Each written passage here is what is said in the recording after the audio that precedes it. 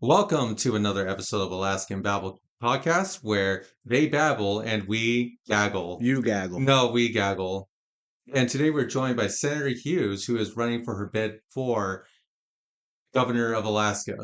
Welcome to the show. Welcome to the show. Welcome. Thank you, thank you, thank you. Thank you. Thank you.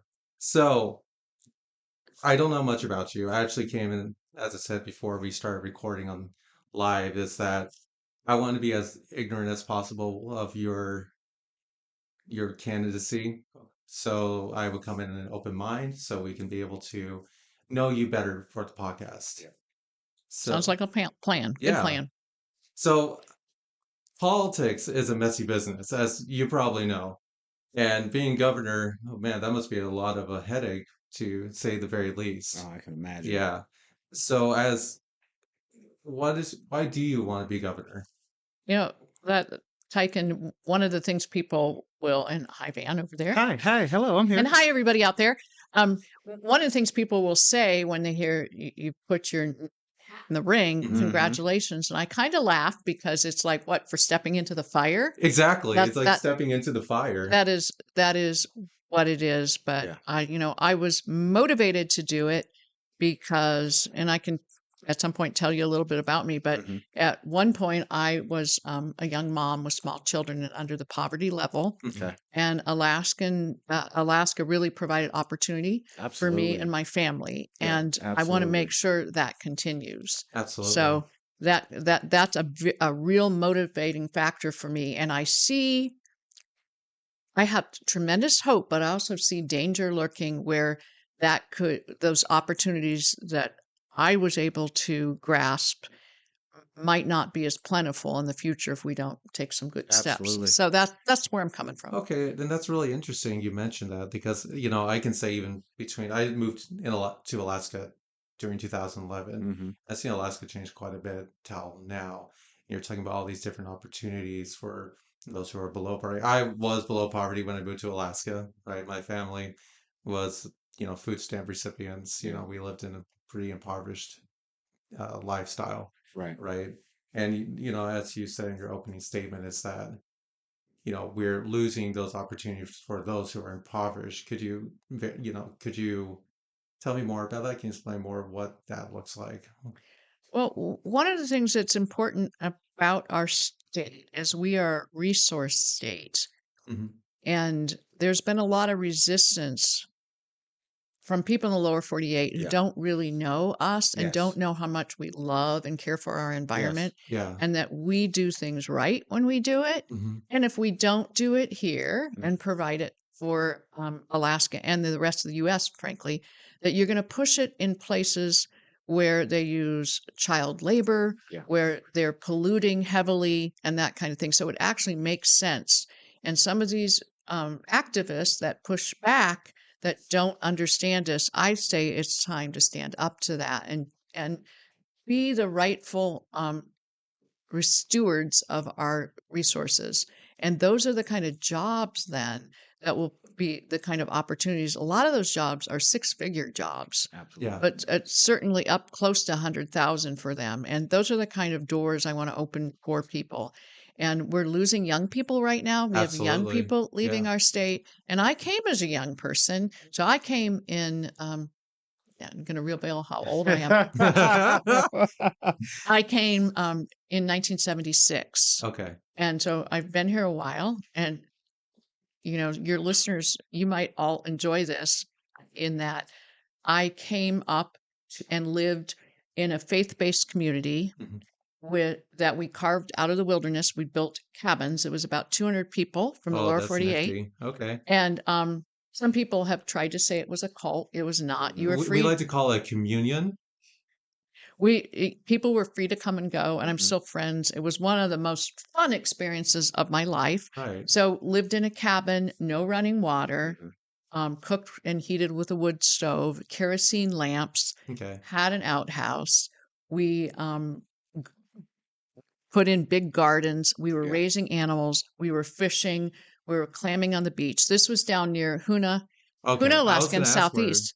And so we Oh, were there was no roads to where we okay. were. There, Yeah. you take a boat from the little town. It was about 3 mile ride. Hmm. And that's where I got married. And that's where my first son was born. Very Awesome. And nice. so it was a great Alaskana kind of experience. It was almost like living in a different century. Mm. Yeah. And we were featured at one point in the National Geographic Oh, okay. and in the Alaska Magazine. Hmm.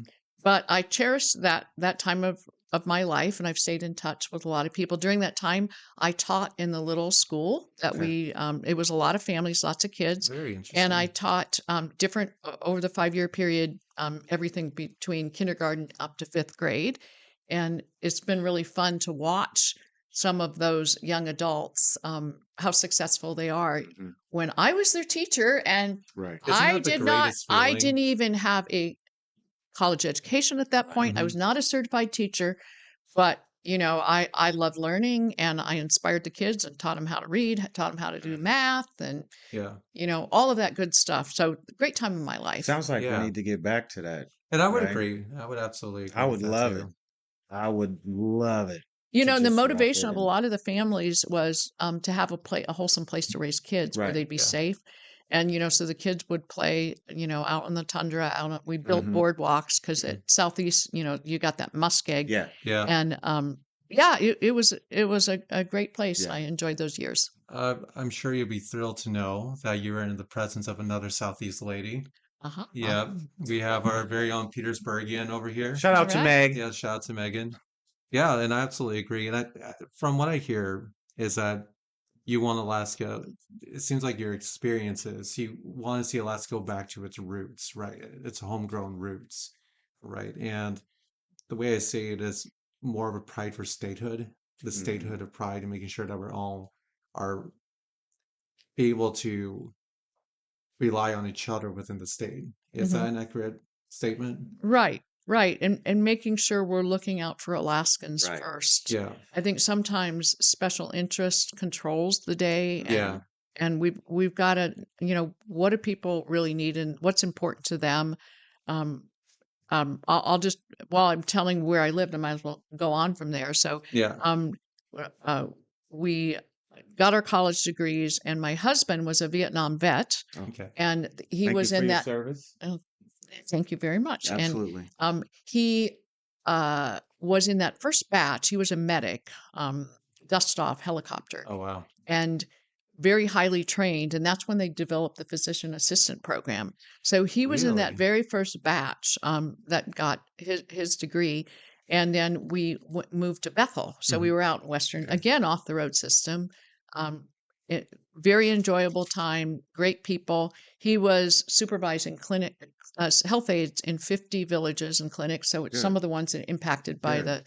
the Typhoon. typhoon. Yes. And then I worked while I was there. I was part of the parent share preschool because by then I had two children, and then also worked briefly at the Phillips Alcohols and Treatment Center. Wow. And I volunteered as a newscaster on KYUK. Awesome. You could come in and you could read the news, and so that was fun. It was a great community. We played softball and just got there's not there aren't all the amenities in a place like that where you Right. can go to the mall or go to Right. Right. movies. Yeah. So you really, you have people over for dinner. It was great. Right. It was So, really interesting. And I totally agree with it. When I used to live in Wrangell, Alaska, uh-huh. right? In a small, tiny community as well. And I always like to refer it as being stuck in 1985.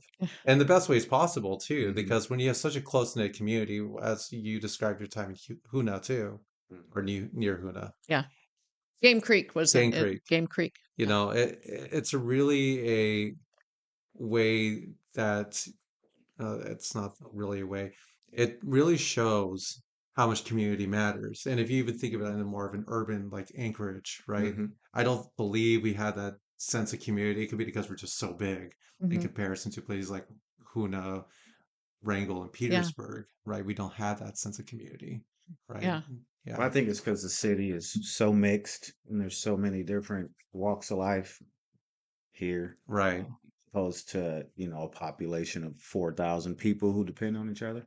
Yeah, that's true. Yeah. Mhm. So, You're connecting with people a lot right, more when you're in a small community. right. So from Bethel, then we moved above the Arctic Circle and lived in Fort Yukon. Holy cow. So Bethel is well, interesting. Huna's is Tlingit, Yes. Mhm. Haida, Yeah. and Bethel is Yupik, and then Yep. in Fort Yukon it's Athabascan. Yep. Wow. So my husband was the medical director of a clinic, the clinic there, Yeah. and they also people from other villages would come in. It was quite an interesting thing because during the day, and we lived actually on a campus where the clinic was, and there was a dentist lived in one house, and then there was another PA who traveled out to surrounding Hmm. villages. But that clinic was a primary care clinic during the day, and then in the evening it would become an emergency room if Oh, needed. wow. Oh, And okay. then That makes sense if though. the weather was bad, which happened in the winter where it'd be 40 below, Yeah. 45 below, and the planes couldn't fly, it Right. actually would become a hospital because if Mhm. somebody, couldn't get into Fairbanks. So it was quite the experience. And I would say a bit stressful. It was, my husband usually was the sole provider there. So it was big responsibility. Right. Our kids went to the little school. My third child was born while we were there. Holy Moses. And yeah, so again, good connections there. And then we moved into Fairbanks when my husband was offered a position there. In in Fort Yukon, because I had a little one, I was working on my degree a little bit still, and I volunteered in the school and I worked briefly for the school district, but Hmm. I was more stay-at-home mom during that time. And then and in Bethel too. Hmm. And then we moved to Fairbanks for a season and we're just about to buy a house. And then my husband got a much better offer down in Seward. So we moved down to the Kenai Peninsula Yeah. and we were there. And my fourth child was born. Okay. So this is all this You guys moving were around busy. was Yeah. You guys was were busy, busy. well, Good. this is was in the 70s and 80s. Right. So in 1990, then we Mhm. moved to Palmer. Okay. So what that means, which is, you've seen the pictures where you put a map of Alaska across the lower 48, and Hmm. Yeah. it's just kind of spreads. Our state has so many unique regions. Everything's different. So what somebody needs in Wrangell is not going to be what somebody needs in Fort Oh, Euclid, right? absolutely. Right. So it for me, for I think it was a great path for me and laid a great foundation for what I am doing now because I understand and I'm the only legislator who's lived in all the regions of the state like that. Right. I'm the only gubernatorial candidate who has that lived experience in all those I like communities. that. Yeah, And absolutely. I'm very, very grateful for that time. And whenever you live in a community, part of your heart stays there. That's just Yeah. the way it is. So came to Palmer in 1990. Finished finished up my degree there from the What was your University of degree in? Alaska. My degree is the one where you see the bumper sticker. Do you want fries with that? Oh. My degree is actually in English rhetoric, but what that is, Okay. that's technical writing. It's not literature. It's actually writing, and it is a pretty important skill set. Yeah. At least it was before AI could write Right. everything Right, for you. Right. exactly. Right. But yeah, so it's the technical end of that, and it was kind of funny because I have siblings who are attorneys, Mhm. and they pulled themselves up by the bootstraps too. And I thought, why would you ever do something like Right. that with boring paperwork Right. and legalese? Well, here I found myself in the Yep. legislature with paperwork and boring legalese and statutes and stuff. So not boring. It's actually now interesting. But so maybe a little bit of that was in the DNA, I guess. Yeah. Hmm. But yeah, so during those years before I stepped up in 2012, so that was 1990 to 2012, busy raising kids to me. And I will say to any parent out there, best time of my life, and I'm so glad that I was not working out of the home full time. Now I did do some works and some Hmm. project management, but the focus was really raising my kids Hmm. and invested a lot. We sacrifice a lot because Yeah. when you don't have the big two incomes, but I would not trade it for anything. And Yep. it's was more rewarding for me than anything I've done professionally. Mhm. Nothing will beat, the reward of how my kids grew up. None of Yes. us are perfect, but doggone it, they turned out pretty well. And And Absolutely. I that's the great. felt it was a good investment. Yeah. You know, we all have good relationships and very proud of them.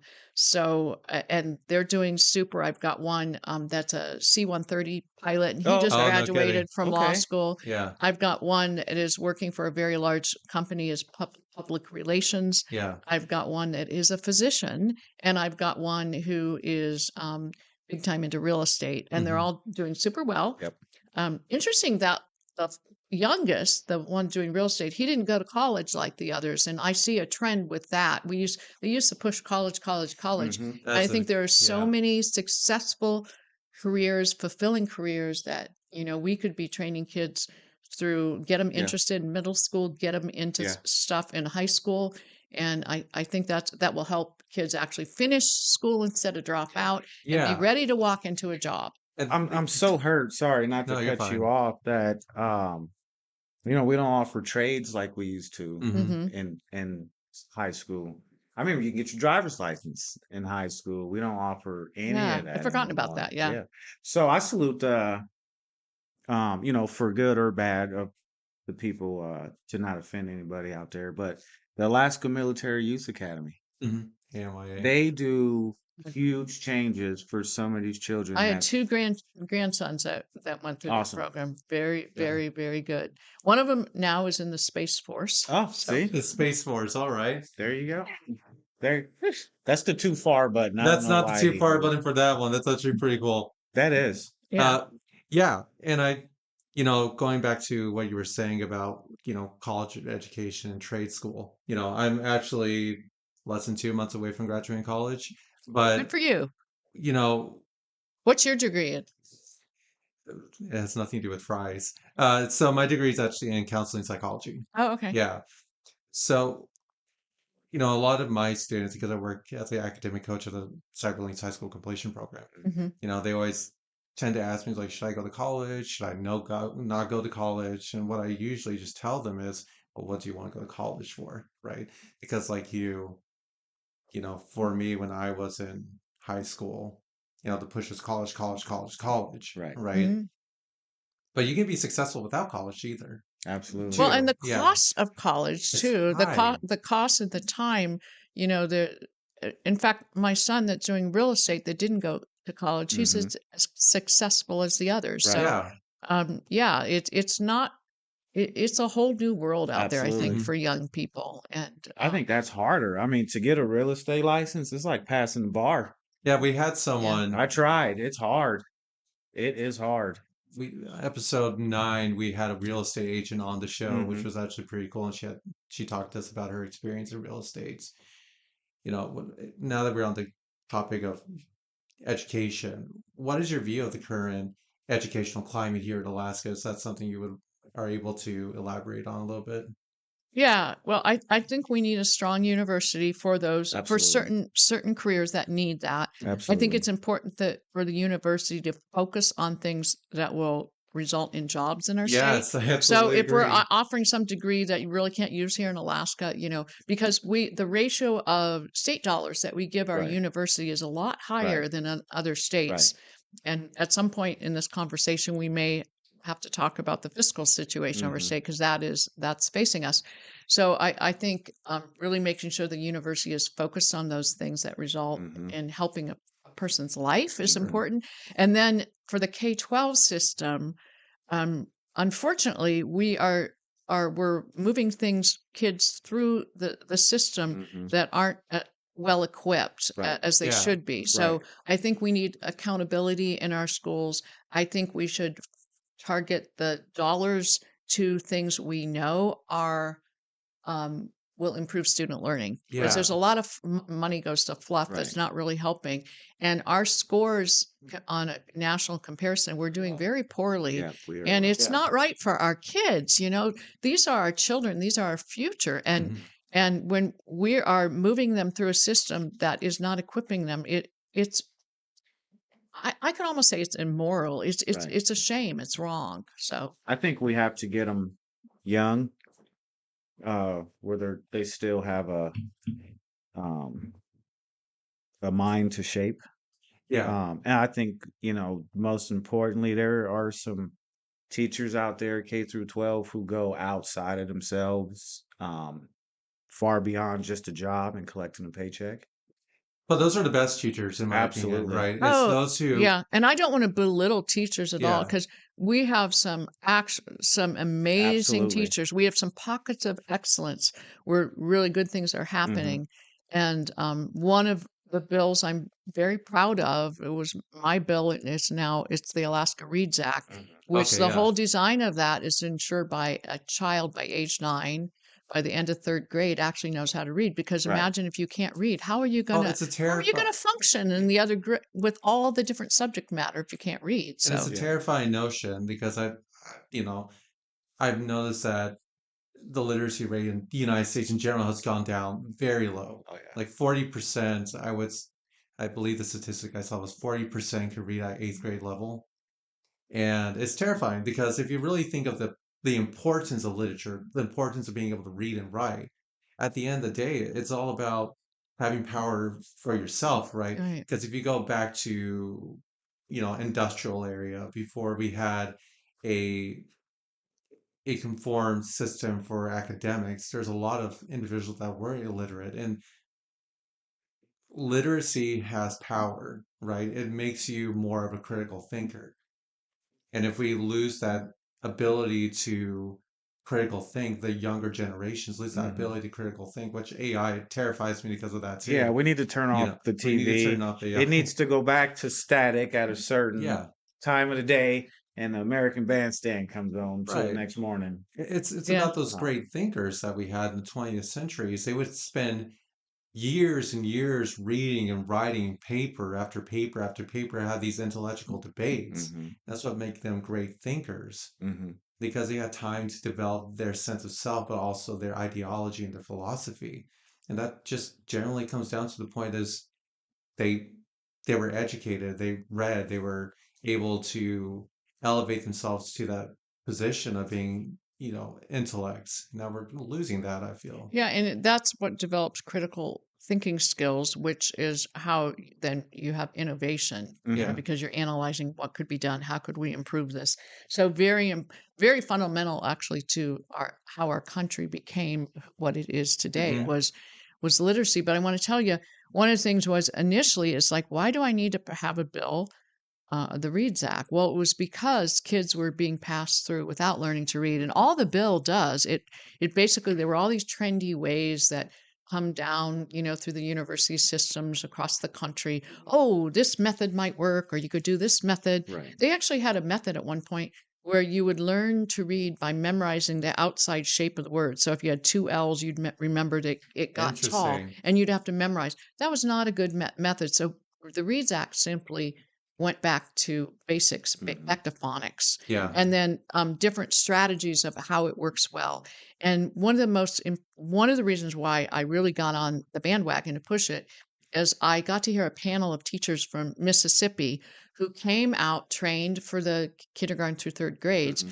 and they were so frustrated because they were moving kids through that they knew were not ready. Yeah. These 2nd graders are not Yeah. ready to move to 3rd grade, Hmm. but they were just moving through. And then Mississippi passed their version of a Reads Act, which went back to phonics, taught the Hmm. teachers these different strategies. And they were saying how rewarding it was once Right. they had these tools to have an entire classroom know how to read when Yep. they passed from 2nd to 3rd grade. Yeah. And we're struggling having enough teachers. The Right. pipeline of teachers is really down, and part of it is it hasn't been as rewarding as it should be Right. for Well, teachers. yeah, and that's a big problem is I see a lot in being in the education system. I see it's always a war between teaching and politics, Hmm. Hmm. right? It comes down to, well, how do I say it? Teachers are so afraid of not getting the scores they need to keep up funding instead of actually teaching the academic side as they should. Hmm. It becomes a wrestling of, well, how do I focus? Do I need to focus on what the state wants me to get to, or do I need to focus on the individual? I mean, for myself, I follow a philosophy of philosophia, which is the love of academia. It goes back to Plato, right? Hmm. Plato's always said that in order for one to love the academia, you have to invest in the whole person, Hmm. right? And for my own students, that's how I see it, is I'm investing in them as a person. And from that point, they are going to excel because they know there's someone that genuinely cares for them. It's almost like Hmm. a mentorship in a way. Yeah. For you, it's awesome when I mean the position you in to give one-on-one Yeah. attention to a student. Hmm. Hmm. I mean, when you have a so I was heartbroken when my daughter started kindergarten. Um, kindergarten, we have to start saying that, right? I got on my wife about that. Um, they combined her classrooms to I think like two classes in, it's like 36 students. So imagine a teacher. And that's a big problem too. And Yeah, Were there two adults in the room then two there are. teachers? Yeah. There are. yeah, so it's probably a teacher and a teacher's aide. So then we just had parent teacher conference here the Hmm. other day, and they're trying to they want to push her um into a higher grade, and I'm telling them no. And I guess I just never realized it. Um, so what happened during certain lessons of the day? They take my daughter out and put her with first graders Yeah. because she's past the level, and I'm sitting around thinking, "Oh my God, like this is real." And it starts from home, Yeah. if you ask me. And I think so many people are so busy in survival mode, they don't have that time I would Yeah. absolutely to agree. give. Yeah, as things are becoming Right. there's more tension in this, I would say, United States more than ever And before, then we have right? kids raising kids too. So we Exactly. have Yeah. to be clear on that. Well, and I've had teachers come into my office in the Senate. There were three ladies, and they were getting ready to retire. Mm-hmm. And so they'd been teaching, 25, 30 years. And they were saying it was like night and day as far as the classroom because um, they weren't just focusing on teaching, Mm-hmm. the academics, the subject matter. Hmm. There was so much need to focus on the behavior and managing the Absolutely. kids, and it makes it really tough. Absolutely. And we do have technology is has been a blessing in many ways, A big but it curse. also has, yeah, we're reaping the benefits. You know, I've been a big technology champion Yeah. in the legislature. My very Yeah. first year, I was being asked to ban drones. Okay, this was back in 2013, Yeah. Oh God, don't do and that. I'm a drone and guy. there, well, this was an era. This was an era when everybody, the stock photos they used in the newspaper would be this scary looking, There's a UFO. military Right. drone, and oh, they're going to kill civilians and all. Right. Oh, a big brother is going to spy on us. So there were states that were proposing bills to ban drones. Hmm. So I had people come to me and say, will you introduce this bill? And I said, well, I'll look at it. Mm-hmm. Well, I looked at it and I said, wait a minute, we're an aviation state. Yep. Hmm. This is a tool. There's nothing inherently evil with Yep. this drone. You got to make sure the operator does the right thing, Absolutely. right? Yeah. So we should be harnessing this for good Yeah. Hmm. because whether it's search and rescue, um, fish and game management, where they're counting caribou populations, you Mm-hmm. swoop a plane over, the Yeah. caribou's going to They're dash, gonna right? run Absolutely. away. Whether it's seeing if a bridge needs repair, Absolutely. fly it around, inspecting the oil pipeline. Pipelines. I mean, there were Absolutely. just so many applications. So instead of introducing a bill to ban it, I introduced a bill to welcome them Yep. Mm. because at the same time, the University of Alaska at Fairbanks was applying to be one of the first 5 test sites for unmanned Oh, aircraft interesting. in the States. Interesting. And so we basically, the legislation supported that Hmm. effort. And also because the public was so nervous, we did set up kind of a review team so we could address public Mm-hmm. concerns. And we did over time. We Yeah. had a task force that did that. But it was about a year or so later after we actually did get the award, the test site awarded Mm-hmm. at Fairbanks. The person, she's no longer there, she's passed away, but she came to me and she said it was because you got the legislature behind it, because Right. the other states that had applied didn't get it because they were working on bills to ban them. Mm-hmm. You were welcoming them. Mm-hmm. And it's a little industry now in our state, It is. and Hmm. we've surpassed. There's actually going to be, I haven't kept up in the last few months, but a small Cessna kind of plane that's going to fly Interesting. unmanned, some supplies from Fairbanks to, I think, Nenana. Right. That terrifies me in so many ways. And I used to fly airplanes myself, right? And I know there's autopilot. I'm not Most ignorant to that. airplanes are. Most do, but A pilot there's lands and always takes off. someone inside the airplane Mhm. manning the controls in case something were to happen, right? Well, I think when they do this test, they'll probably have someone sitting in Well, I it. hope so. Yes. I hope so. But anyway, you know, with technology, you can't stop the advancement. Right. So No, you can't. your idea is to minimize harm and harness it for benefit. Mm-hmm. And so that was just a sample of it. So even in our schools, one of the things, have you guys heard of Khan Academy by any Yes, chance? I've heard of Khan Saul Academy. Khan. Yeah. I had a chance to hear him speak, and he was introducing Khan Amigo, which is a chat bot that would help young children. And it sounded really good, but I also had the opportunity to hear Jonathan Haidt speak. Okay. And he was correlating the the increase in mental health and suicide Hmm. in young people with social media, and how Hmm. we didn't even think about that. And so I'm hearing Jonathan Haidt. I hear Saul Khan, and he's talking about introducing this new technology, and I start thinking, I wonder if they've done any research Mm-hmm. to make Yeah. sure that that child won't become better friends with that chat bot than Right. maybe the child sitting next to them or their brother at home Right. or, auntie. Because the way that he described the chat bot would get to know the child, Hmm. would find out all the child's favorite things, would craft how to teach them math around the things they like, maybe movie characters they like or whatever. The chatbot would never bully them. The Right. chatbot would never be mean. Right.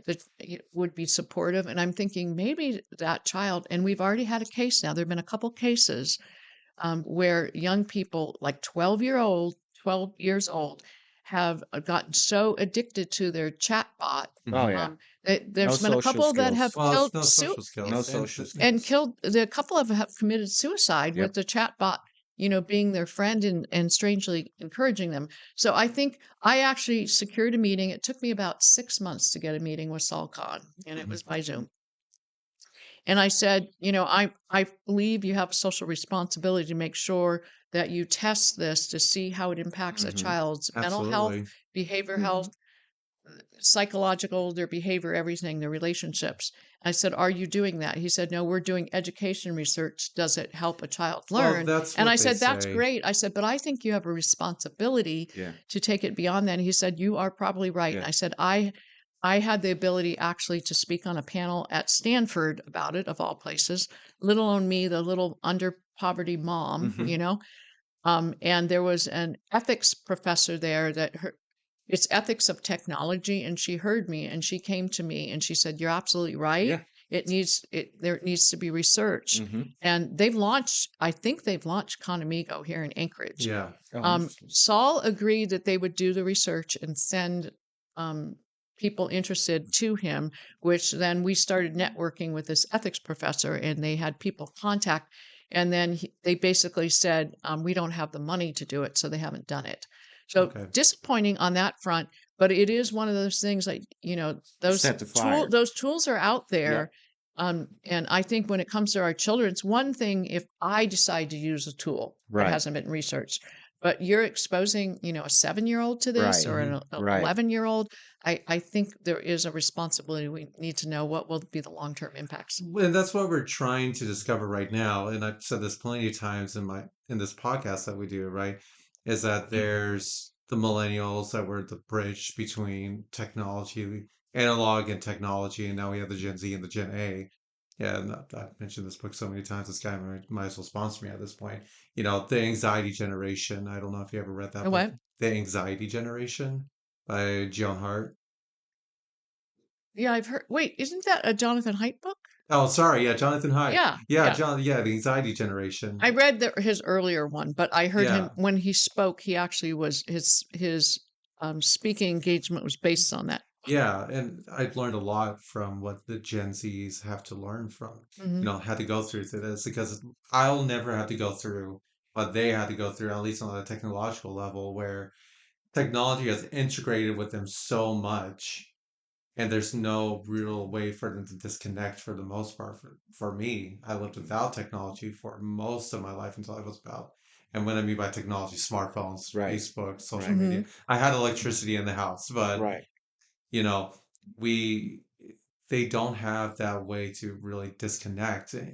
And what scares me about this chatbot that you were talking about a lot is that how are they going to develop those social skills that we need in order to thrive in life, right? You can't, once you're out of high school, your best friend shouldn't be a chatbot, right? It shouldn't be Right. Or that video chatbot game or or a video cell games. phone or Like, Yeah. so on and so forth. exactly. So as technology evolves, and this is the part that scares me quite a bit, we're losing our way to connect with each other, and that's a huge problem. Even if you look right now with TikTok, right? Got TikTok the brain rots Hmm. where kids are glued onto TikTok and they see these influencers talk about facts that could be absolute nonsense, but people take TikTok Hmm. as the word of God, right? This influencer said this, so this must be true, And I don't know right? anything about it.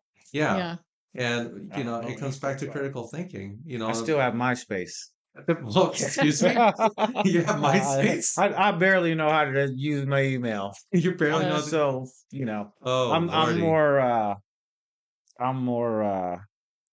you have to call me to see how I'm doing. Yeah. They I talk to don't you. yeah. Yeah, I Yeah. think for kids, it's just making me think about this. I can see, I always thought of sports being important, like to stay healthy and physically Right. fit. Yeah, But I almost think it's more important than ever to get them off their technology, Right. exactly. interacting with team members and, Right. outside and talking to people. And yeah, any kind of activity like that is, I think, is important for kids. But Sports helped me. Um, but I wasn't tall enough to be what I wanted to be. So I went over to JROTC okay. Hmm. and uh I had some bad parents. Shout out to them if they watching. So those people, the men for the most part, they became my influence, my drill sergeants and What so high on and school so did you forth. go to? Highland High School. I'm from California Oh, okay. initially. Okay. I got here oh 09, I believe. Okay. Everything was covered in uh Ash? ash Yeah. when I As the got here. Oh, volcano blew yeah. up. I came on vacation and called my wife and said, sell everything. You We're liked it that moving. much, huh? Yeah. Oh, cool. Yeah. So how would Governor Dunleavy has his own view of education when it comes to charter schools as the new way to be able to teach kids, right? Now, if it were in your position, would you also agree that charter school is the best way for I I kids moving think forward? I think parental choice is important. Absolutely. Yeah, That absolutely. is what is key. You're always going to need your neighborhood, your typical Mm-hmm. public school, because Mm-hmm. that's going to work out. That would be a lot of parents' choice, especially in maybe in a small village where you're not going to have, private school on one corner and Yeah, public school on that's the the other. part that scares me. So one of the I think I actually will use the word propaganda. I think it's propaganda that's out there. Is if you have parental choice, if you have school choice, it'll decimate those neighborhood schools. Well, we're in luck because I think we're up to like 17 states now Hmm. that have gone full on school choice, a lot Mm-hmm. more than we have, where the parent can either have their child go to neighborhood school or they get an account for like a bank account that Mm-hmm. the state has, and they can choose to send their child. They can homeschool, Right. they can do a private school, they can do a charter school, they can do a blended approach of those. They have something now called micro schools Hmm. where several homeschool families will come together and they'll hire like a retired history teacher to Yeah. come in and do it, and a music teacher and Yeah. things like that. So there's all kinds of ways to do it. And those 17 states that have done it, what they're seeing, here's the really good news. It's helping those kids Mm-hmm. where the neighborhood school wasn't a good fit. Mm-hmm. But the really good news, it's helping the kids that are staying in the neighborhood schools. Right. Yeah. Why? There's two reasons. One of the reasons is competition. So Hmm. those neighborhood schools know that at any day, mom or dad could come in and take their child out, and that money would go with them. Mm-hmm. They Absolutely. call it backpack funding. The Mm-hmm. money Yeah. follows the child. So the schools step up their game. The second reason is think of a teacher who's got, 25 8-year-olds, and she's got a child that is demanding all her time because of his behavior. Yep. It's not a good fit for him. He's not learning. that is often the child. Mom and dad say, this isn't working. Yep. And they pull the child out and Yep. make another arrangement. Mhm. So now that teacher has a more manageable classroom, she's able to focus on academics with the Mhm. rest of the kids. So those two factors really, really help. And the data is showing that the scores for both the children that are put in a different arrangement and the kids that are staying Mhm. back in the public school, the scores are going up.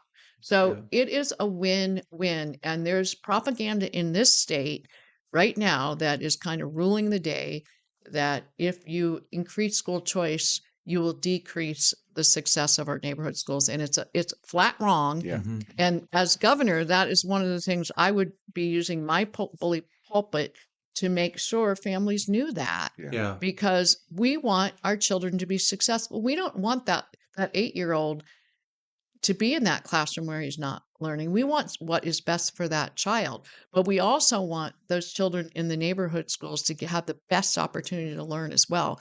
So, very passionate about that. Charter schools are actually public schools too, by the way. So they are, and it allows it a focus area. Maybe they're going to teach all the kids Spanish or whatever, and Yeah. it gives parents options. There's something called magnet schools too. Yeah. We've got magnet schools here in Anchorage. All those kind of things give more options and increase the chance that Yeah. the student's going to be successful. So I I'm think on King board. Tech. I'm an advocate for King Tech. Yeah. King Tech's a good It was school. more challenging for Tristan. He was far beyond. So his last 2 years, he wasn't being challenged at school, and then he had like 3 classes and was just wasting the rest of his day afterwards. So we put him in King Tech. And then I'm a huge advocate, especially because I have boys that are now men, um, military. Hmm. Yeah. Go see the world, get paid to do it, the Yeah. schooling, but do something with it. Yeah. I've Exactly. got at least 4 or 5 guys who've done 2 tours, they say, but they did 8 years. They worked for me, Yeah. and I Hmm. haven't spent a day in the military. They didn't do anything with it. Shout out to y'all if that know who I've talked to. I still love y'all. Um, I wish I could go back and do it. I wish I can sign up right now and do it. Yeah. Yeah. There's even a debate if I will sign up for the National Guard. That's what we're talking about, I but would. potentially. But you know, going back to the educational piece, you said that there's people that are propagandizing the idea that parental choice is going to essentially make the community resources worse. Where do you think that propaganda is coming from? I think I'll call it out. It's a NEA, National NEA? Education Association, because they're Oh, worried about funding. They're all about funding, and it's really I know they probably provide some services or whatever for the districts they and provide me good teachers, coupons. but yeah, I think their focus is more on dollars Hmm. than on student Hmm. success. That is That my is the problem I see in that is education in general. they will meet with me, and it's all about money, money, money.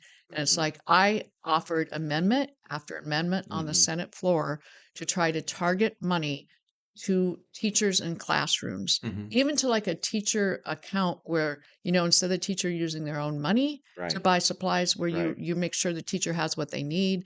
You make sure the money, if we're going to fund the district, a certain amount has to go to the classroom, to the Hmm. teachers, to teachers aides, to instruction, and not fluff programs. I couldn't get those through. NEA would not support them. I find that strange. If you care about the kids and you care about the teachers, don't you want the money Yeah. to go to the classroom? So, Yeah, There's um, much more than the sports program. yeah.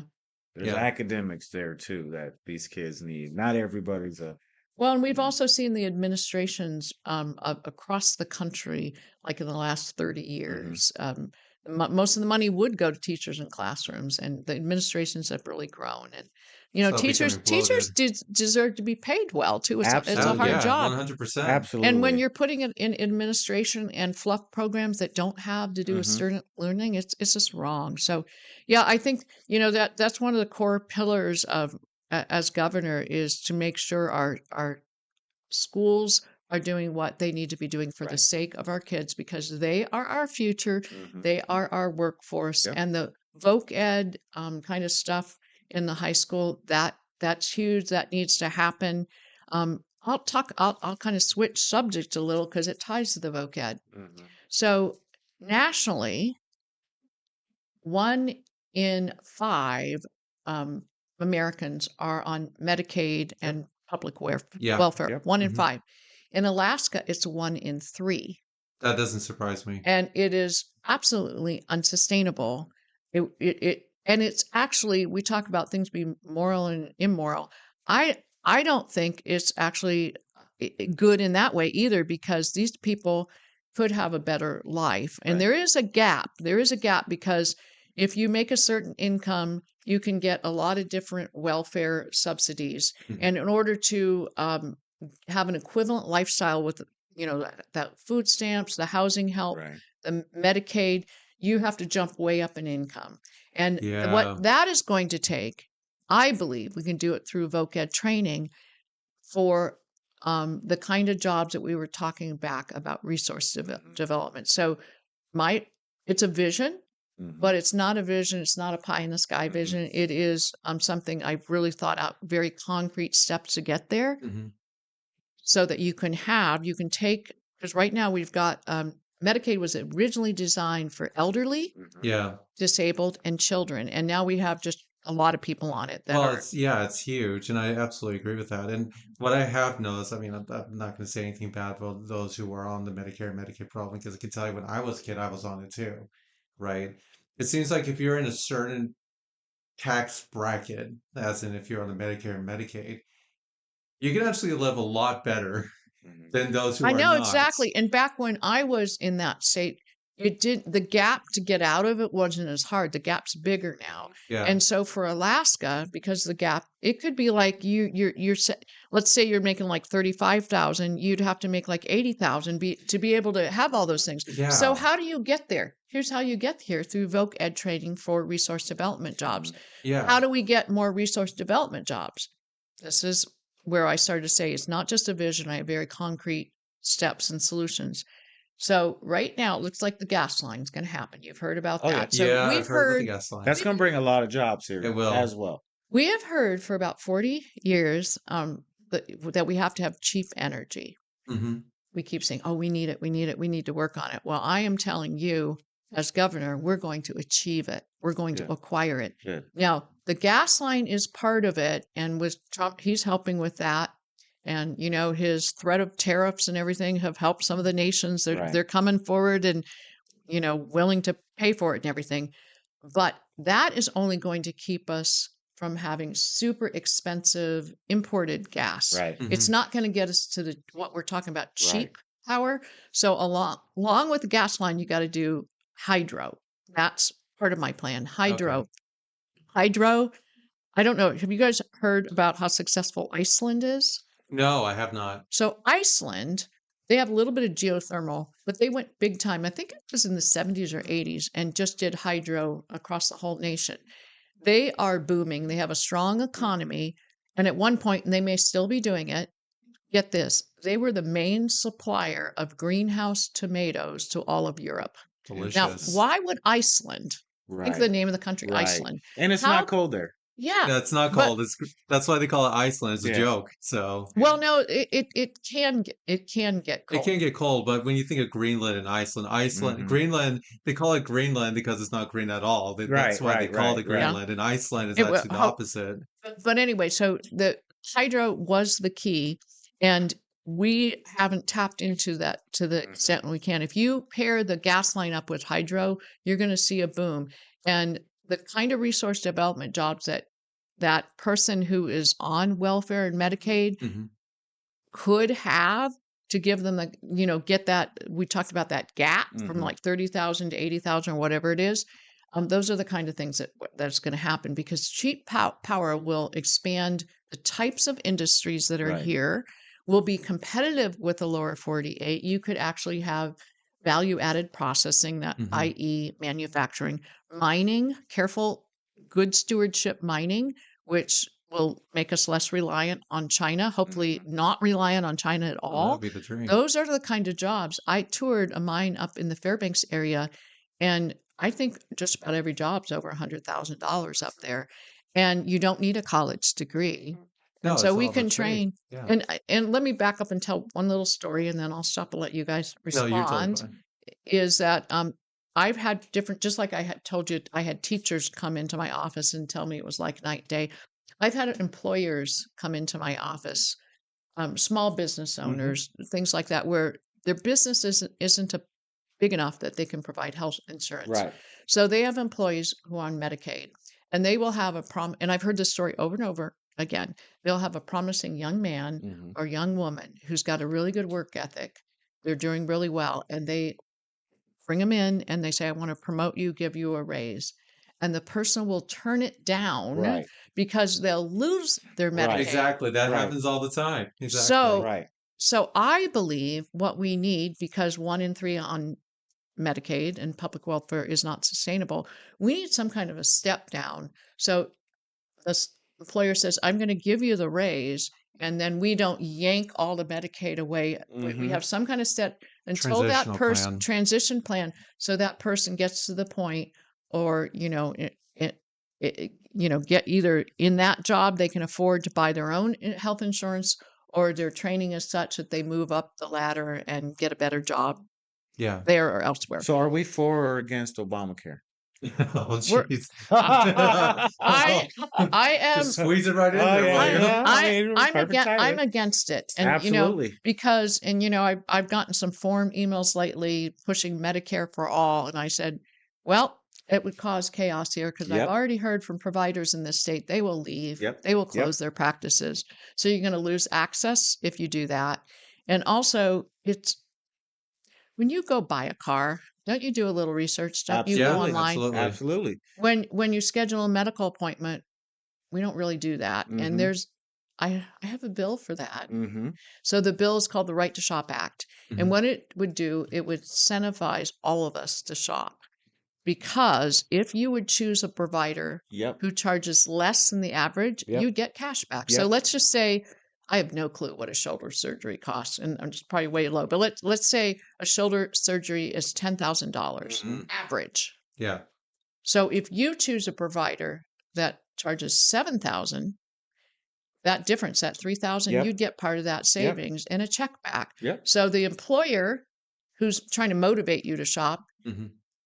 she or he would get 1,000, you'd get 1,000, and then the insurance company who has to provide all the information so you can shop and you can do comparison shopping, Mm-hmm. they would get a third of it because they have to administer the whole deal and cut you the check and Yep. all that. So it's working in a few other places in the lower 48, and I think we should do it up here because what happens, you think about it, the reason you go to the doctor or you do the surgery, say it's your little daughter or Mm-hmm. something, or your mom, you will spare no expense. And Right. that actually ends up being taken advantage of. Right. Absolutely. Not that physicians and surgeons, they're good people. I'm not saying they're, out to I think it's the rob you. pharmaceutical that come. It's the health insurance that come after you that take advantage of you with that, And this has always been my big gripe. And I'll give you an example, right? We were talking about the no expense. 5 months ago, I think maybe it's less than maybe 3. I thought I had a heart attack, right? No, way too young for that. Well, I thought so. I thought I had a heart attack, and I was talking to my wife over there. It's like I really don't want to go to the doctor because it's just even though I have good health insurance, it's going to be like extraordinary expensive for Yeah. me to go to the doctor and get checked out and do the tests, and I don't want to put us through such a financial burden over something like my ticker, right? Of course, I went to the doctor because she was like, "You're an idiot. Go to the Yeah, it doctor. makes What no are you sense. thinking?" Yeah. Right? So Makes no sense. right? So I believe a lot of the biggest Save a buck, but die. save a buck, but well, there you go. And I think that's a concern for most consumers, and that's the term word is consumerism when it comes to healthcare. Is that I believe that insurance companies, even though they're supposed to help you cover it, they only cover enough, but they're going to charge a heck of a lot more for you to even be seen and do all these tests, which is thousands and upon thousands. I don't even know how much my my echocardiogram cost, right? Yeah. But I'm scared to find out when I get the bill, Mhm. right? Yeah. And how much will you pay out of pocket, the deductible, and all of that? Exactly, And exactly. that's the beauty of the right to shop concept is that would give you cash back that could cover Yep. your deductible, any out of pocket.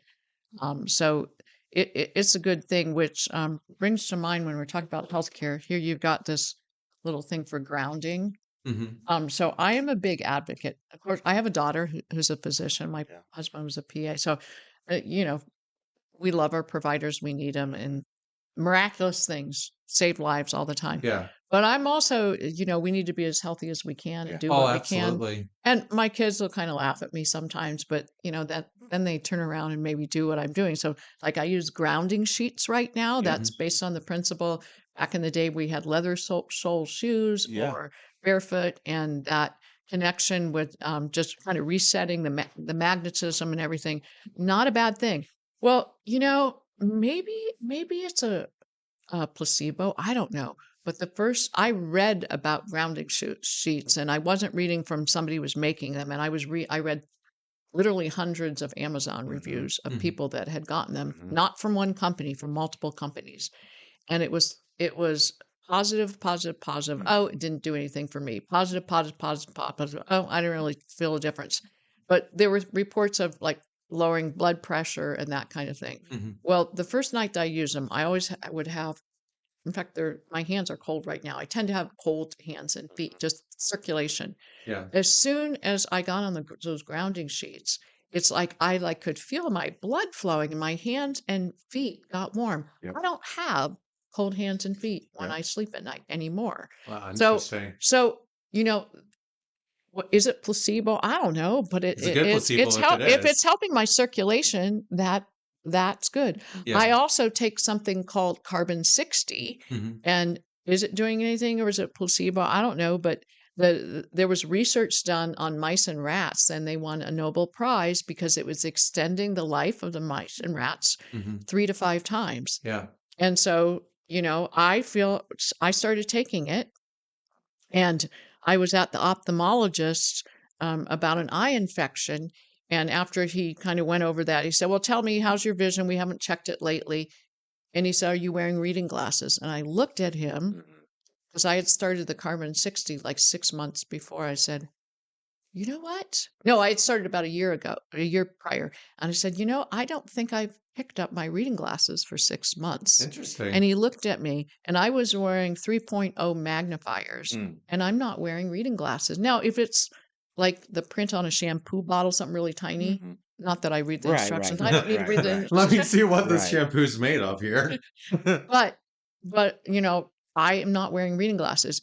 Carbon 60, is it? I Mhm. don't know. But I think we all ought to be proactive and try to do what we can, because prevention, Hmm. that's the thing. Yeah. And if there's a big push, and it makes sense, because when they set up the payments for Medicare, Medicaid at the federal level decades ago, when those programs were formed, they had a bunch of specialists Hmm. sitting around the table setting the rates. And so what did the specialists do? They made sure they got paid lots of money, and the primary care docs were Yeah, not getting paid well. it's So, profiteering at the so end of the what? day. One of the things that they're changing is they're trying to move up the payments for primary care, because we need doctors in primary care, Hmm. because you can save a lot of money if you nip something in the bud Yep. and it doesn't get worse, and then you need the Yep. expensive special care. So that is one of the solutions. And by the way, because I've gotten emails this last week to really slamming what Congress did as far as, oh, they're going to cut Medicaid at $1 trillion. Folks, it's a lie the way it's being presented. Mhm. It's that much over 10 years, Mhm. and it's going to, by getting rid of fraud, Mhm. going after big pharma and getting them to pay lower costs, like the Yeah. European nations pay for drugs. That's going to eat up the bulk Mhm. of that 1 trillion Hmm. without hurting anybody's care. The other is they are expanding primary care, so people will be able to. It'll be much more affordable because they won't have to go up into those higher cost Right. specialty care. So care is not going to be reduced. So it's to me, it's propaganda that they're out there saying, "Oh, you're going to hurt all these people. You're going to hurt all." And You're you're and they specifically and people saying the Democratic Party, they're or yes, and they're basically acting like it's being cut 1 trillion in 1 year. It's not that we're not cutting care, and it's over 10 years. It's going after fraud, it's going after big pharma, and it's expanding primary care, which is more affordable. So the end result will be, to the patient will be nil. Mhm. So anyway, I I like just to want my property tax lowered. there you go. Put my property Yeah, tax there you back. go. And Tax the tourists. Yeah. right. So while we're on the discussion of that, politics in general is so polarizing, more polarizing than I've ever seen it, ever, right? And it seems like it's a my friend likes to coin arena politics, right?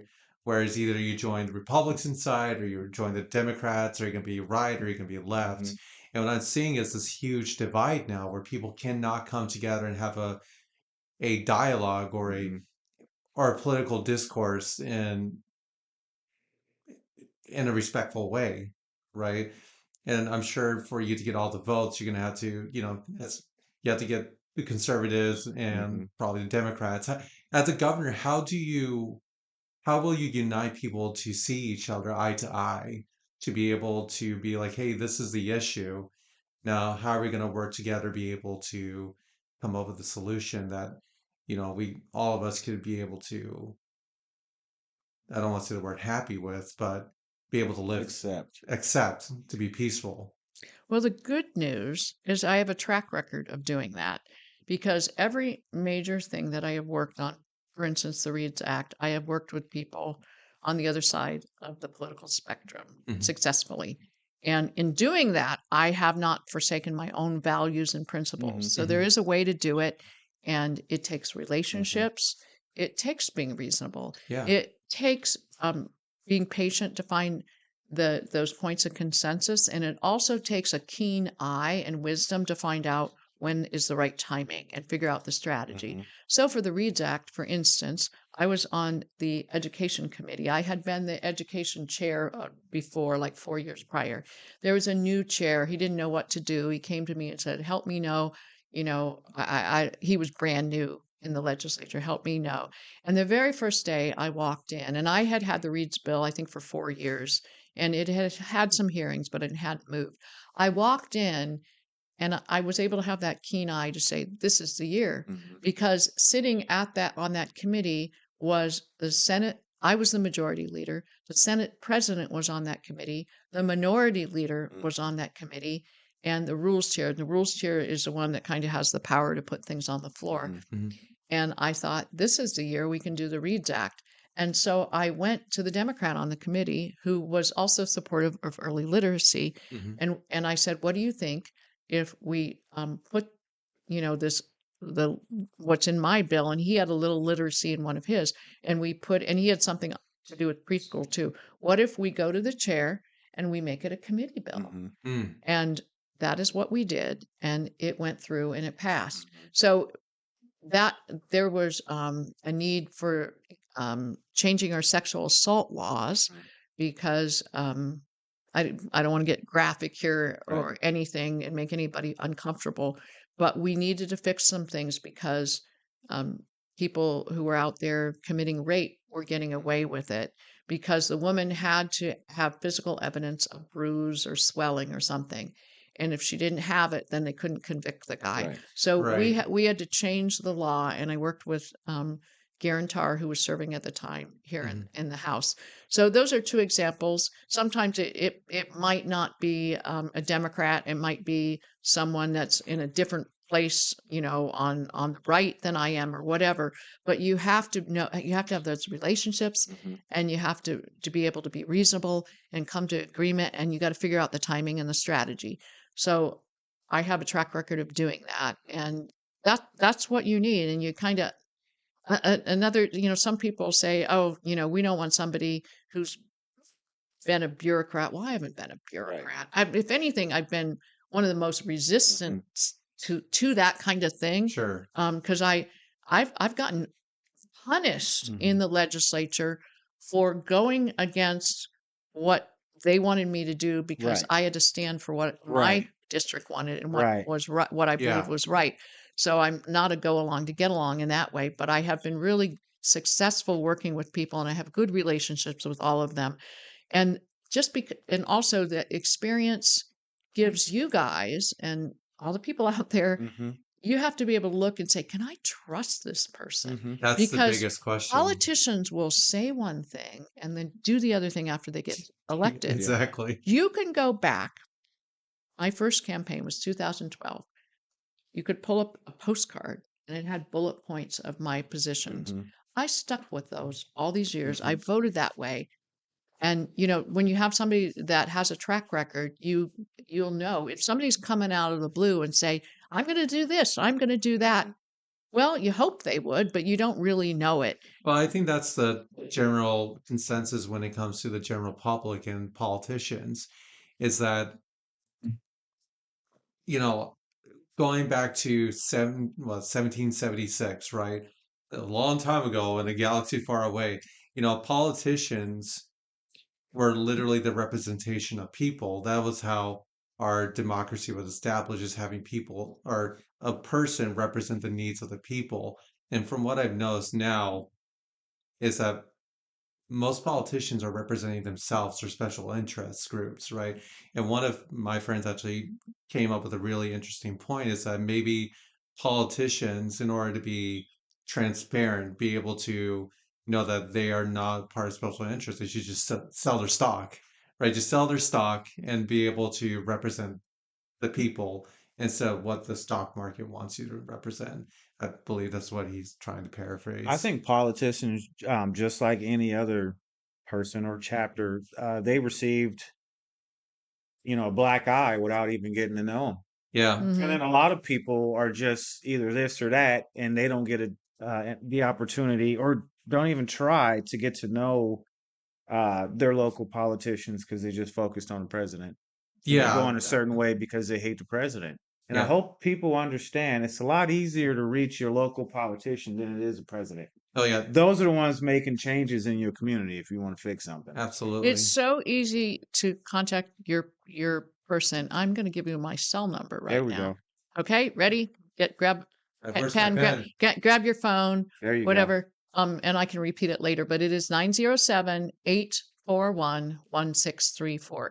907-841-1634. So yeah, you're absolutely right. And one of the things I have a reputation too, uh, as far as special interest in lobbyists. Lobbyists rarely come into my office Mm-hmm. because they know that I'm going to vote based on principle and Mm-hmm. what my districts expect, the majority of members in my district need or want, and what I have stated when I've campaigned. Yeah. So, and I just want to say lobbyists aren't all bad people. Right. They're good people. They have to feed their families and stuff. And some of them are trustworthy and they're full of technical information about a certain subject. So Mm-hmm. they've got their client, they get into the weeds and learn almost like the science of the policy. And so they can be really helpful with information. So lobbyists will come in if I need information so I understand it. But lobbyists do not come in my office ever to twist my arm because Right. they know they can't do it. Right. They will Yeah. go into other offices to do that, but so yeah, I think some experience and a depth of knowledge of the issues, of relationships, of a track record of keeping your word, of standing up for the people, not for special interests. Mm-hmm. I think that is relevant if someone is going to step up and be the governor because you have Mm-hmm. to maintain that.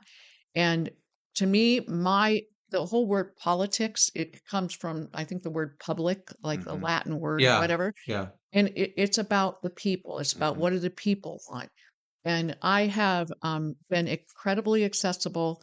I hold what I call coffee chats. I have one coming up here so that I can hear what people are thinking about. I Yes. understand their concerns. They can Mhm. bring their ideas to me. Yeah. I have never filed a bill just because, I think this would be a good idea. It's because somebody came, they either brought a problem and we Right. brainstorm how we could fix it, or somebody will just come with a brilliant idea, or, hey, did you see this statute? This shouldn't be like that. So these things are birthed out of the public. And so Yeah. I'm very much about two-way communication.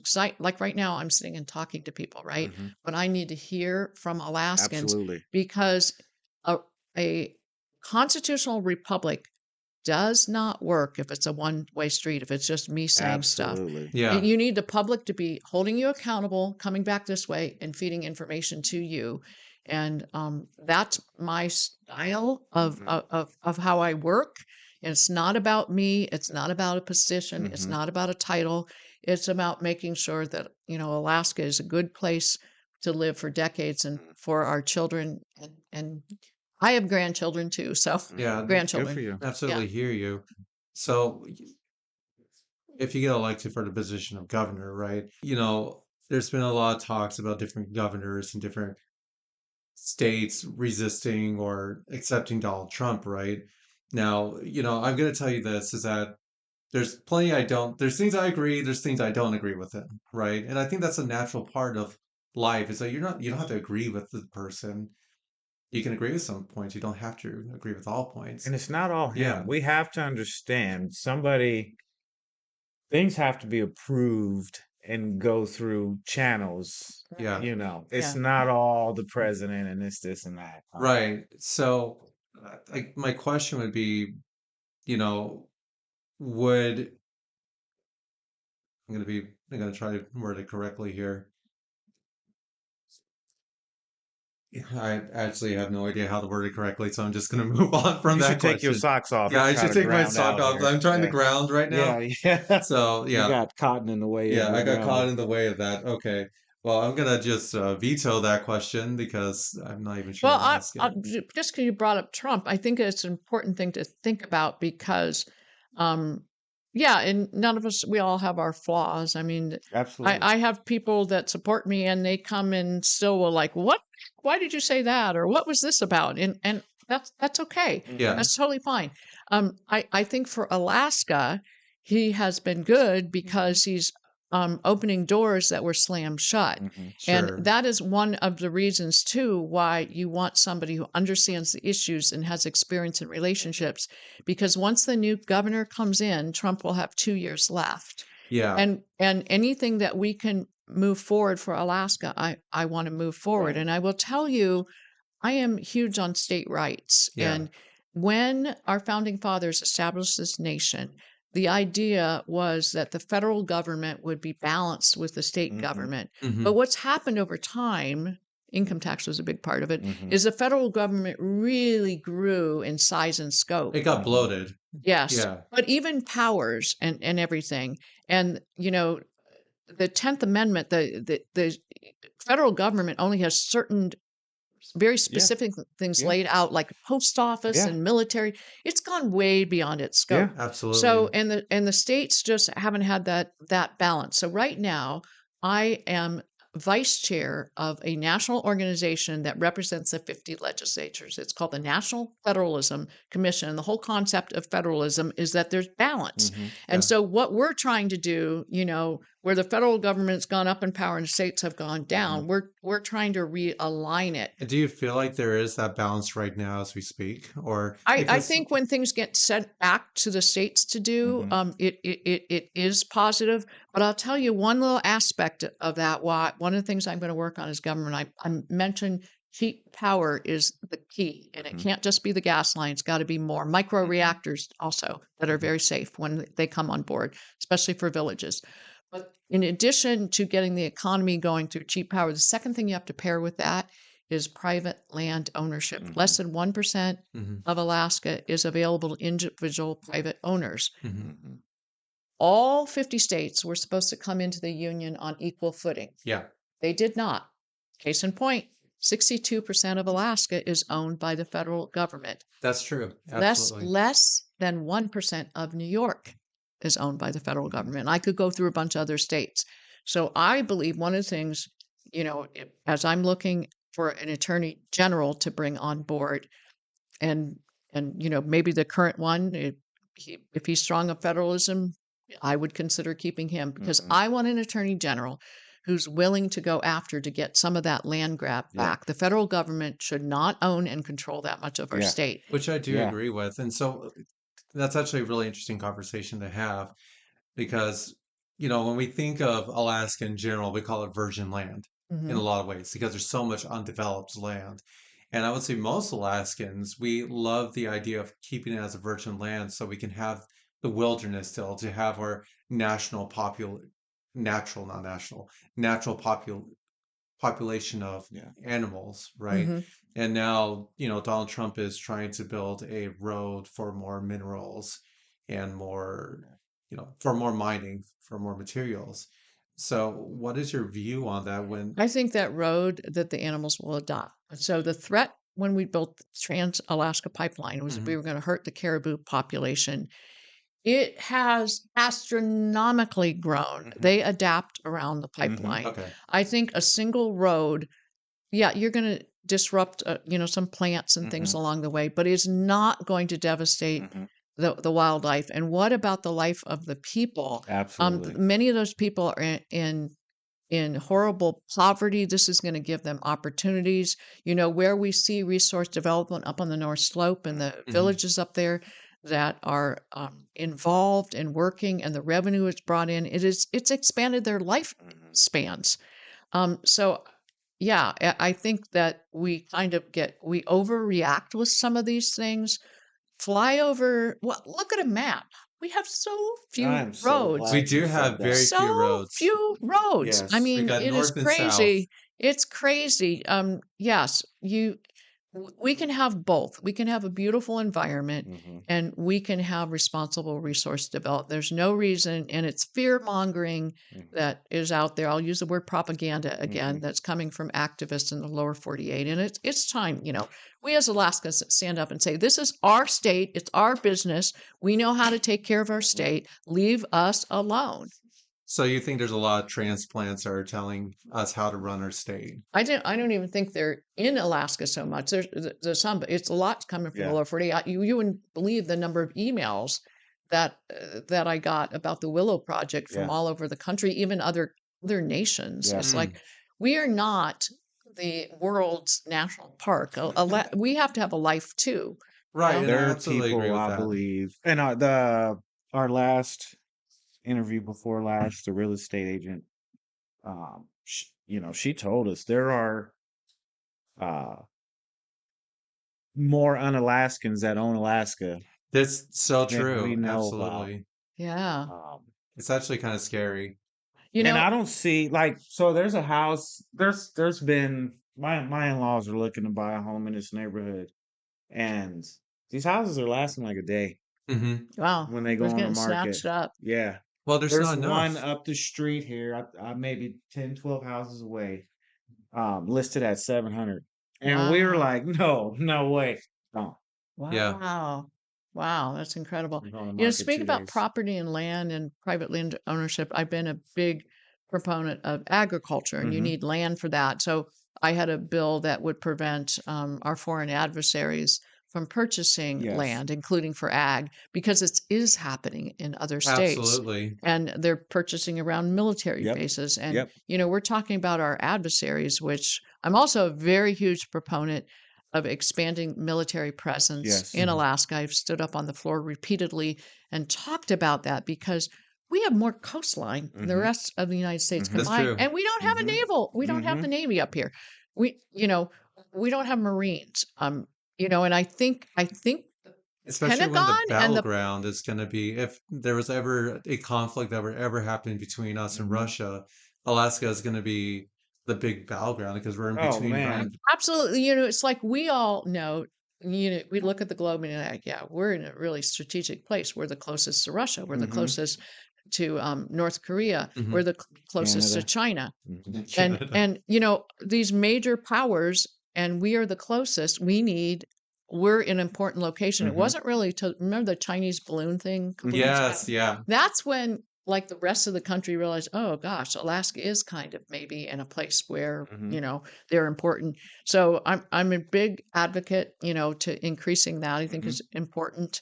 And yeah, but the protection of our lands too from foreign adversaries, we have not ramped up agriculture, and I Hmm. am excited about its potential too. Yeah. And just as background, the Scandinavian countries are on the same latitude on the globe. Hmm. So weather patterns are similar. They export, get this, $10 billion in ag products.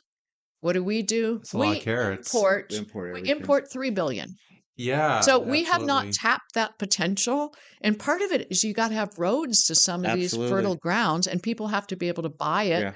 Or, and I'd be totally with, if it's state land, if you can't release it for purchase, lease it for $1 an acre or whatever, so we can get homegrown. Because going back to health, Mm-hmm. when you're harvesting products, they lose depending what it is, they lose their nutritional value every day after they're harvested. Yes. Mm-hmm. So if it's been like 5 days, you might be getting a third of the nutritional value. So Absolutely. so for our own health's sake, we should do it. But for an economic reason, why send $3 billion outside when we could be growing many Right here. things here?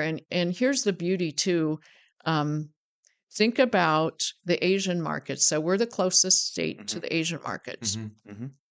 Many of those states are heavily populated. Think of Japan. Mm-hmm. Yeah.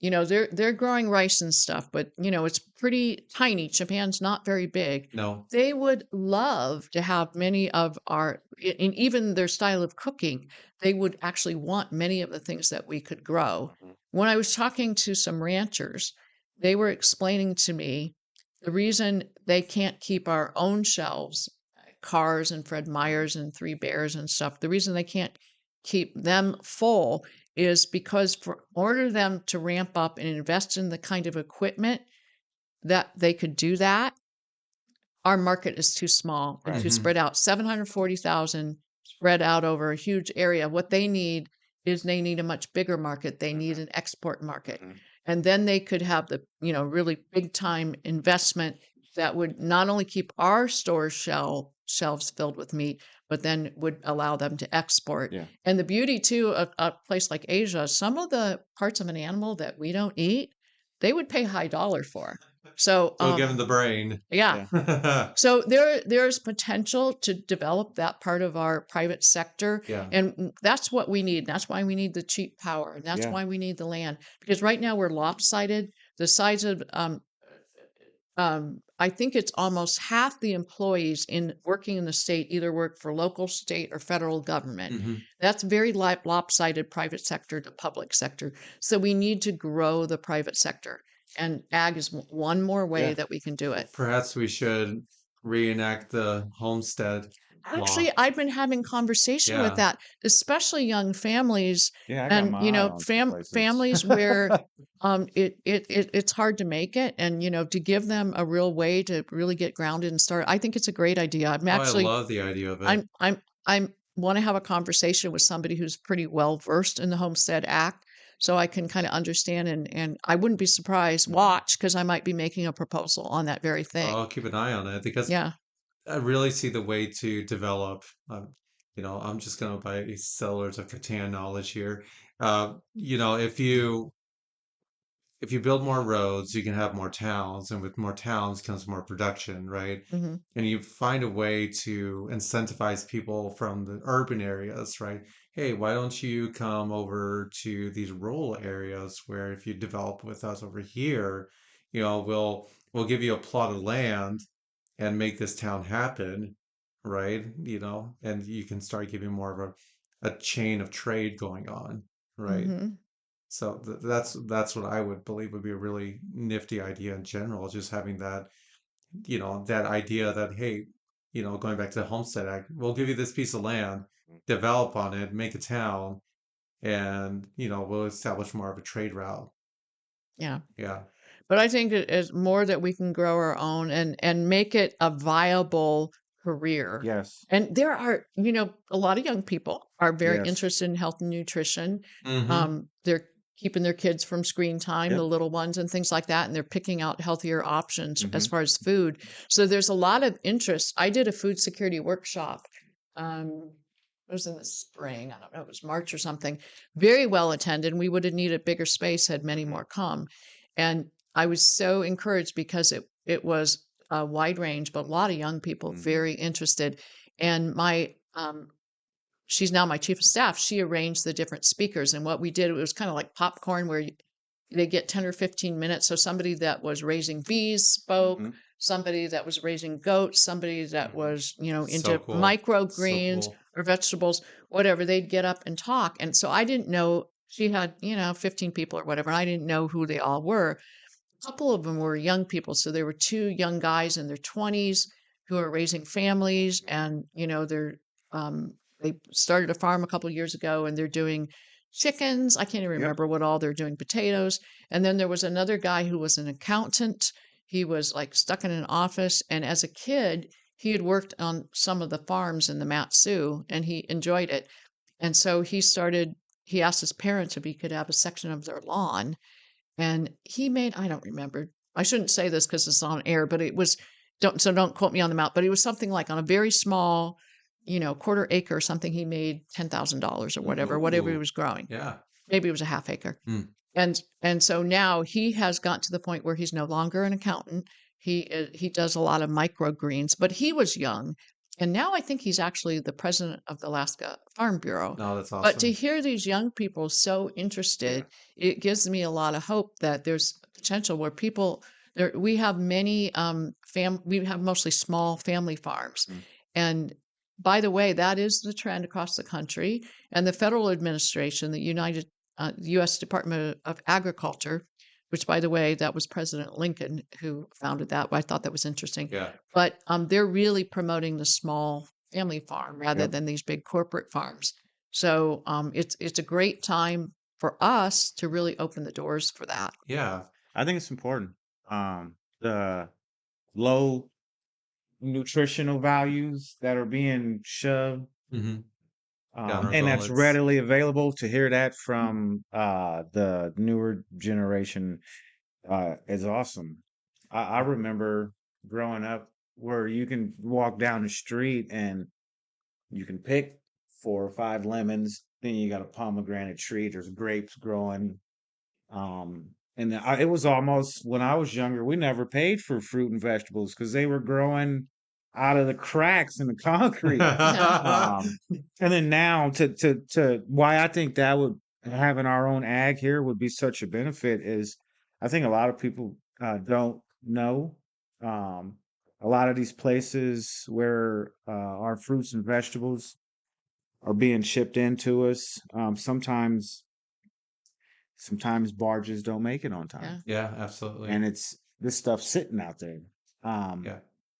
And then because everything has to come in logistically here, our organic produce is being mixed with conventional and then getting here and being sold to us Mm-hmm. as organic conventional when it's all conventional Yeah. because it shares the The same other air. thing, which is it's floored me because I actually had a nephew at one point that lived in Bakersfield, California. That's where And I'm from. Well, it's not Bakersfield, but yeah. Bakersfield is supposedly, it was then, the carrot capital of the world. They Hmm. Mm. grew the most carrots and got them out. Taste a Bakersfield filled carrot versus one grown in Hmm. Alaska. It's like night and day. Oh yeah. Yeah, ours are really sweet, and it's because the ground is cold. The Yeah, carbs in the carrot convert to sugar, yeah. and so our veggies are sweet. So I think there's a tremendous potential.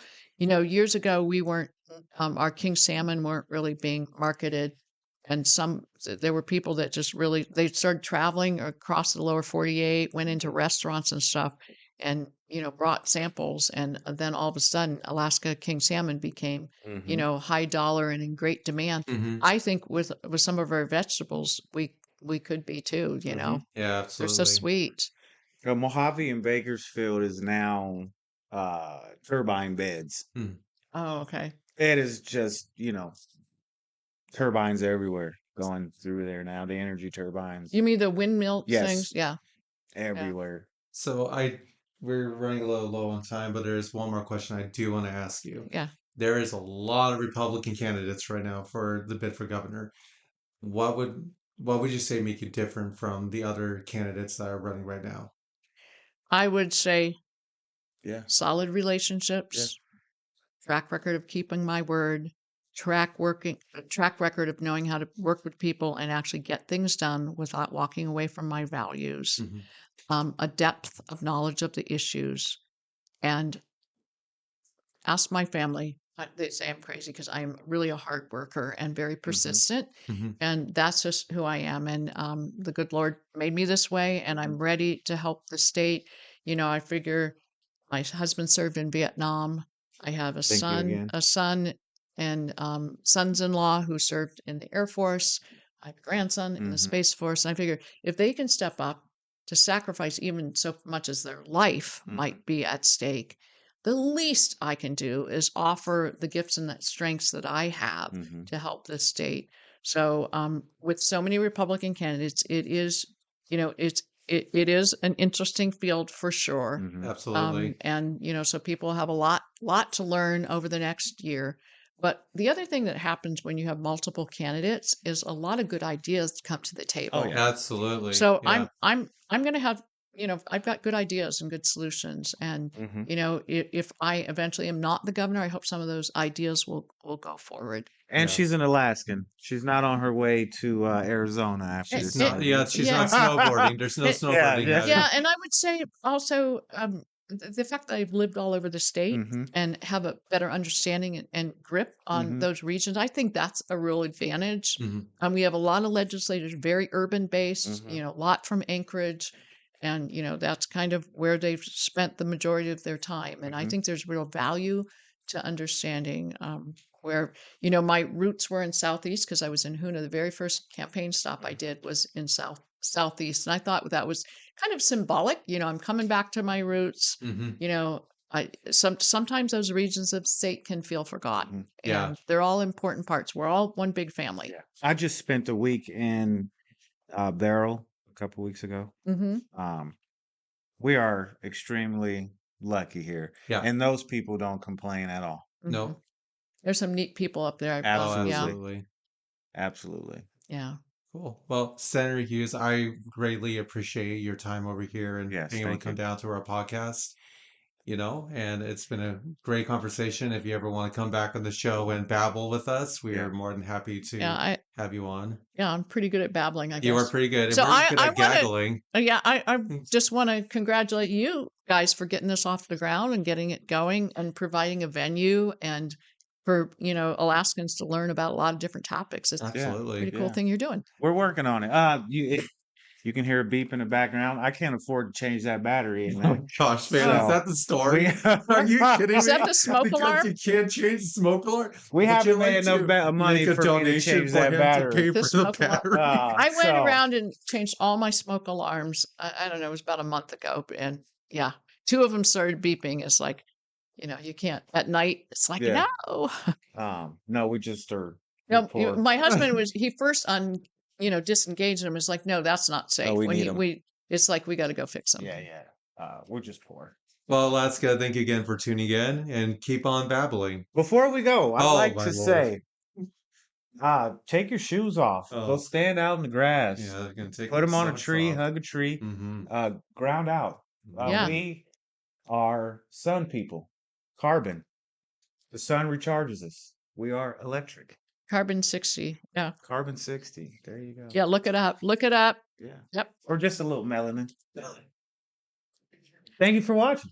All right, Yeah. take care. Also, All right. magnesium boy. really helps you get into deeper phases of sleep. Yes. Magnesium's really good to take before you go to bed. Yes. And we're Also, losing the sun right now. And vitamin D is absolutely important. Yeah. also, while we're on health benefits, flaxseed. It'll make you consistent. Take care, everyone. Goodbye. What a way to end.